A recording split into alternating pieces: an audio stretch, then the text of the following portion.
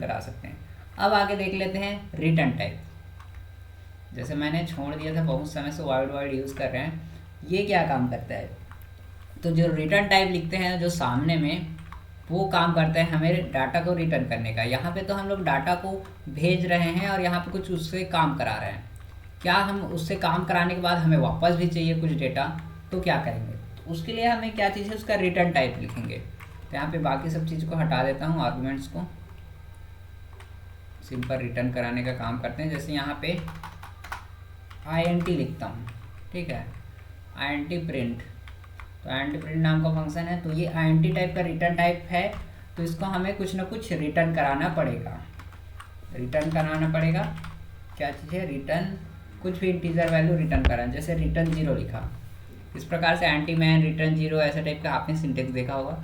तो अगर ये रिटर्न 0 कर रहा है, तो अगर हम इसको कॉल करते हैं, कॉल करने का सिंपल तरीका, प्रिंट, कोई पैरामीटर नहीं देना है, तो सिंपल फंक्शन ब्रैकेट यानी छोटा ब्रैकेट और टर्मिनेट किए, ठीक है, कॉल किए। और ये देखिए कोई एरर नहीं है।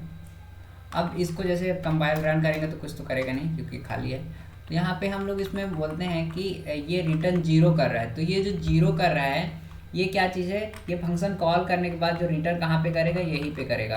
तो यहाँ पे हम लोग कुछ वेरिएबल लेते हैं ताकि उसके जो रिटर्न कर रहा है उसके वैल्यू को हम लोग स्टोर कर पाएँ। तो किस प्रकार का रिटर्न कर रहा है, तो इंटीजर। तो हमें स्टोर करने के लिए भी इंटीजर वेरिएबल चाहिए, तो इंटीजर आई ले लेते हैं, या फिर कोई भी वैल्यू आप नाम ले सकते हो।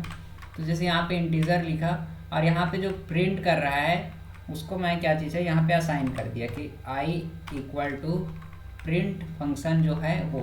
तो हमें क्या चीज़ है यहाँ से इंटीजर में हमारा जो i है, जो प्रिंट का रिटर्न वैल्यू है, वो यहाँ पे आ जाएगा। और हम इसको प्रिंट करा लेते हैं ताकि हमें पता चले क्या रिटर्न में आ रहा है। Print f %d, i। तो ये देखिए, अगर इसमें कंपाइल करता हूँ तो स्टेटमेंट मिसिंग, अब बिल्कुल सही है। अब इसको रन करता हूँ तो ये देखिए 0 प्रिंट कर रहा है। बस यहाँ पे जो भी वैल्यू मैं इसको रिटर्न कराता हूँ, जैसे 50 रिटर्न करा दिया, अब इसको रन कराता हूँ तो ये 50 प्रिंट कर रहा है। तो इस प्रकार से हम लोग कोई भी चीज़ का वैल्यू को रिटर्न करा सकते हैं। अब इसको आर्गुमेंट के साथ देखते हैं। जैसे मैं यहाँ पे सिंपल एक से ज़्यादा फंक्शन भी अपन लोग बना सकते हैं। तो यहाँ पे जैसे इसको प्रिंट को ना वॉइड ही रखते हैं ताकि हम जो प्रिंट कराते समय ना एक हम अपने ही फंक्शन का यूज़ कर सकें। तो यहाँ पे प्रिंट, यहाँ पे हम लोग यूज़ कर रहे थे कैर ch थे या फिर str, और यहाँ पे हम लोग इसको क्या कर देते हैं, प्रिंट f कर देते हैं %s, str। तो ये फंक्शन हमारा प्रिंट करने का काम कर रहे हैं। अब एक और फंक्शन बना लेते हैं, दूसरा फंक्शन, उसका नाम लिख देते हैं int add। ये फंक्शन हमें 2 नंबर को जोड़ने का काम करेगा। 2 नंबर को जोड़ने के लिए हमें 2 कैरेक्टर चाहिए रहेगा, int x, int y। तो ये हमारा x और y को जोड़ करके प्रिंट करेगा। तो इसको मैं लिख देता हूँ प्रिंट f, नहीं, इसको हम रिटर्न कराएंगे। तो ये हम चाहते हैं कि ये हमें रिटर्न करें। तो रिटर्न कर दिए x प्लस y, यानी x और y को जोड़ करके ये हमें क्या चीज़ है, रिटर्न दे देगा यहाँ पे। तो यहाँ पे हम लोग सिंपल क्या करते हैं, सबसे पहले पहला वाला फंक्शन को कॉल कर लेते हैं एक तो, ठीक है, क्या कि प्रिंट नाम का फंक्शन बना लिया हमने, इसमें लिख दिया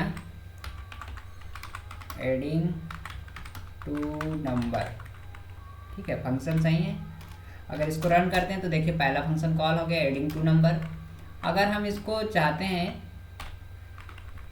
कि नेक्स्ट फंक्शन को कॉल करना है, तो उसके लिए हम क्या चीज़ करेंगे, दूसरे फंक्शन का नाम लिख दिए, क्या नाम लिख दिया उसका नाम हमने लिख दिया ऐड।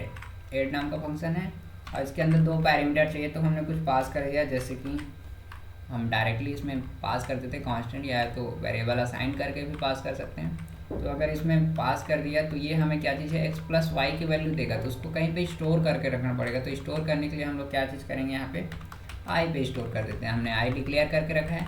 अब क्या करते हैं, इसके आई के वैल्यू को प्रिंट कराते हैं। तो आई के वैल्यू को प्रिंट कराने के लिए हम लोग क्या करेंगे, प्रिंट एफ, और यहाँ पे हम लोग फंक्शन लिख देंगे %d, आई। ये देखिए, अब इसको रन कराते हैं तो ये देखिए एडिंग 2 नंबर, और जो नंबर जोड़ के हमें दे दिया है 9। तो इस प्रकार से हम लोग रिटर्न टाइप के वैल्यू को स्टोर कर सकते हैं और पैरामीटर पास कर सकते हैं और एक से ज़्यादा फंक्शन को कॉल भी कर सकते हैं। अब मिलते हैं नेक्स्ट वीडियो में।